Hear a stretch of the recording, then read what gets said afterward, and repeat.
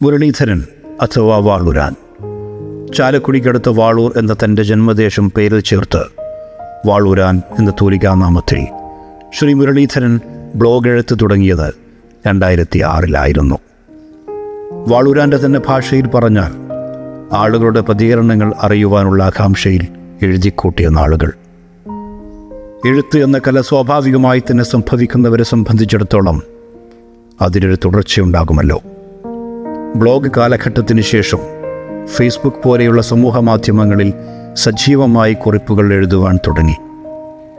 പൊതുവെ മനുഷ്യരുടെ വായന കാഴ്ചക്ഷമതകൾ കുറഞ്ഞു വരുന്നു എന്ന് നിരീക്ഷിക്കപ്പെടുന്ന ഈ കാലഘട്ടത്തിൽ ആരും സാഹൂതം വായിച്ചു പോകുന്ന ഭാഷയും അത്തരം എഴുത്തുകളിൽ പലപ്പോഴും കടന്നു വരാറുള്ള കലർപ്പില്ലാത്ത നർമ്മവുമാണ് വാളൂരാൻ മുരളീധരൻ്റെ എഴുത്തുകളിലേക്ക് വായനക്കാരെ ആകർഷിക്കുന്നത്. ഫോട്ടോഗ്രഫി കമ്പമുള്ള ഒരാൾ എഴുത്തുകാരനും കൂടിയാകുമ്പോൾ ആ വാചകങ്ങളിൽ ദൃശ്യപരത കടന്നുകൂടുന്നതിൽ അതിശയമില്ലല്ലോ.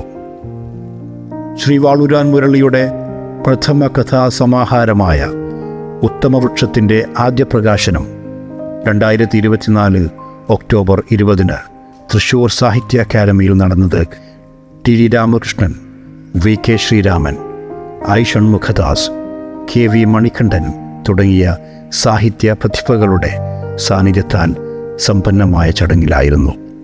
കൂടാതെ ഈ വർഷത്തെ ഷാർജ ബുക്ക് ഫെസ്റ്റിവലിലും ഉത്തമവൃക്ഷത്തിൻ്റെ പ്രകാശനം നടക്കുകയുണ്ടായി. വാളൂർ സ്വദേശിയായ വാസുദേവൻ്റെയും മേള വടമ സ്വദേശിയായ അമ്മിണിയുടെയും മകനാണ് ശ്രീ മുരളീധരൻ.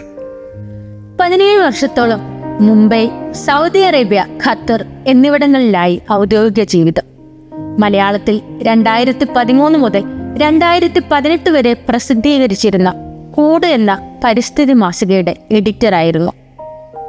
ദോഹക്കൂട്ടം എന്ന ഇന്ത്യൻ ഫോട്ടോഗ്രാഫി ക്ലബിൻ്റെ സ്ഥാപക അംഗങ്ങളിൽ ഒരാൾ. ഇന്ത്യൻ എംബസിയുടെ കീഴിലുള്ള ICC ആരംഭിച്ച വിവിധ ഭാഷാ ക്ലബ്ബുകളിലൊന്നായ മലയാള സാഹിത്യ സമാജത്തിൻ്റെ കോർഡിനേറ്റർമാരിൽ ഒരാളാണ് ഇപ്പോൾ ശ്രീ മുരളീധരൻ.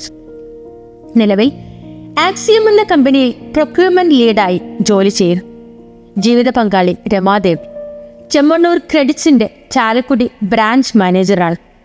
കൊമേഴ്സ് ബിരുദധാരിയും ACCA ഹോൾഡറുമായ കൃഷ്ണ മകനും 9ാം ക്ലാസ്സുകാരിയായ മേഘ മകളുമാണ്.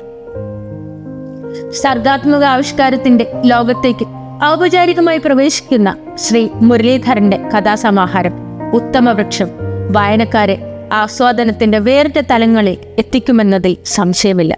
തൻ്റെ ഭാവനകളെ ജീവനുള്ള അക്ഷരങ്ങളാക്കി ഇനിയും ആവിഷ്കരിക്കുവാൻ ശ്രീ മുരളി വാളൂരാന് സാധിക്കട്ടെ എന്ന് ആശംസിക്കുന്നതോടൊപ്പം ശ്രീ മുരളിയുടെ സന്തോഷത്തിൽ നമുക്കും പങ്കുചേരാം.